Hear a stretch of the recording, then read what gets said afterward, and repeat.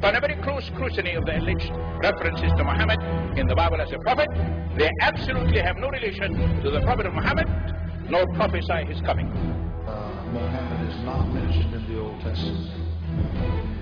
Muhammad is not mentioned anywhere from Genesis to Revelation. And Muhammad is God's true messenger. That's a joke.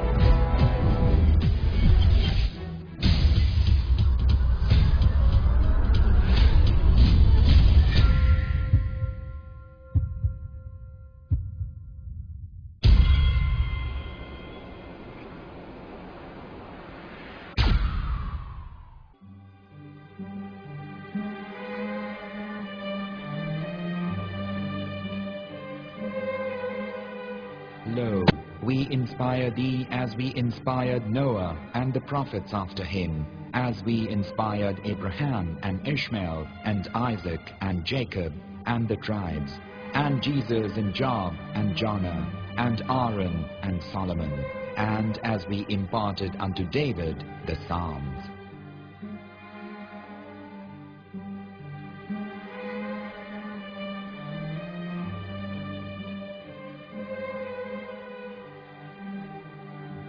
The verse we've just heard is from chapter 4 of the Quran.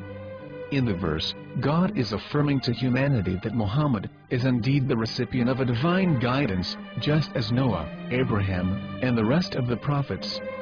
However, some Christians and Jews today don't believe that Muhammad was a prophet and the covenant that God made with Abraham. And since the Quran is not their book of authority, in this video I'm going to show you that the book you're holding in your hands contains the name off the seal of prophethood, the Prophet Muhammad.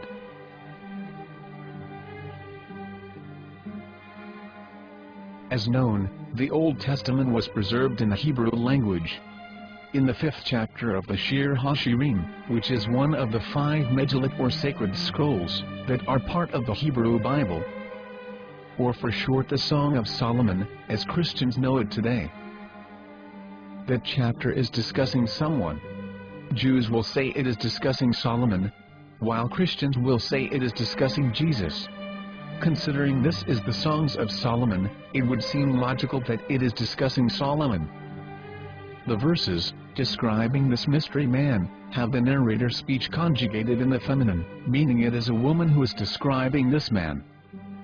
So it is possible that it is one of Solomon's wives discussing her husband Solomon. However, Christians assert that Jesus is being discussed, and that the chapter is describing a man who was not yet alive at that point. A prophecy.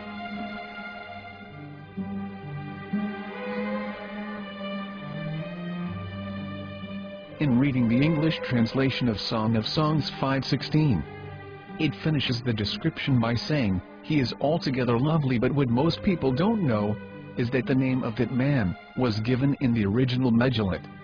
Here is verse 16, and how it is written in ancient Hebrew, before introducing the vowels, in the 8th century. From the Hebrew Bible, on scripturetext.com. Here is the word in question. This word is made of 4 letters. Mem, Het, Mem, Dalet. Now when reading the word as it is written in its original form, with no vowels, it can be read as Muhammad, which is the name of the Muslim prophet, or as Mamad with no A after the H.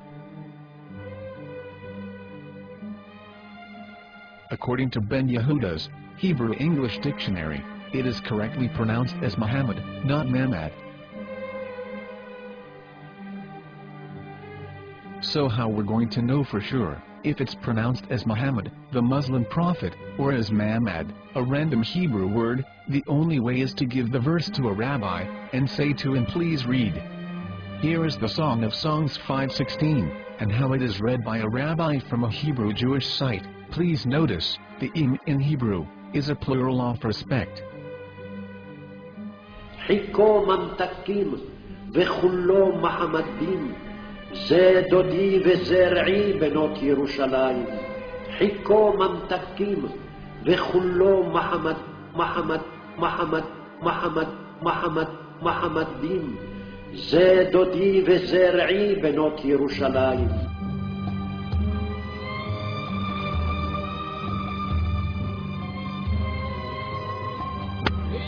Coming out from the darkness, there are no other gods but God, and Muhammad is his messenger.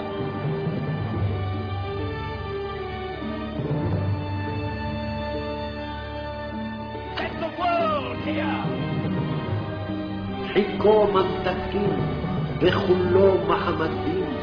זה דודי וזרעי בנות ירושלים.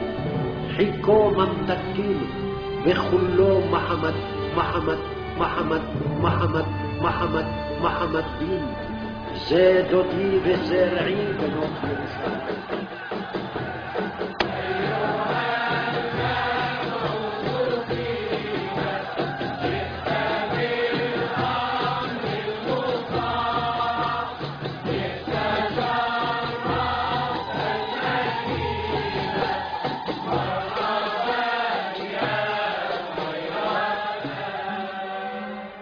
Here is the famous SDL translation tool, which includes a professional human translation as well as an online translation. We're going to copy our Hebrew word of the Song of Songs directly from the Jewish site.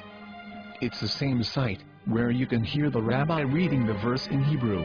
All links are in the description, so we're going to copy the word and paste it and ask, please translate.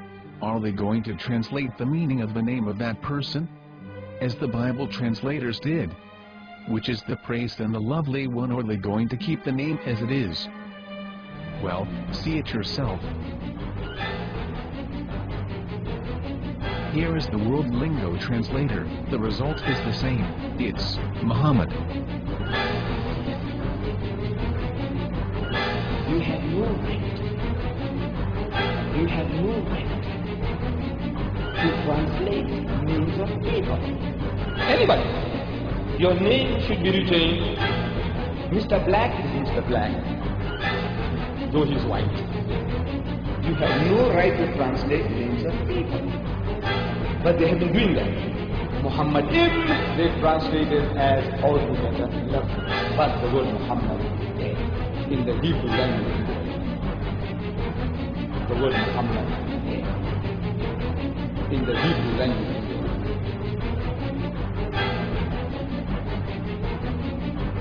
I will tell you a story from my own personal experience. Years ago, I used to spend every Sunday afternoon in a place called Speaker's Corner. And in my years down there, I got to know a Jewish rabbi. He was a very nice man. He used to listen to me, and he was always very polite and talked about Islam in a very nice way. And one day, during one of our conversations, after some years, I thought that it was about time I should invite him to Islam. So I said to him, you know, my friend, we have been talking now for many years, and even you have admitted to me that Muhammad is a prophet. So why then do you not embrace Islam? He said to me, we Jews, we never change our religion.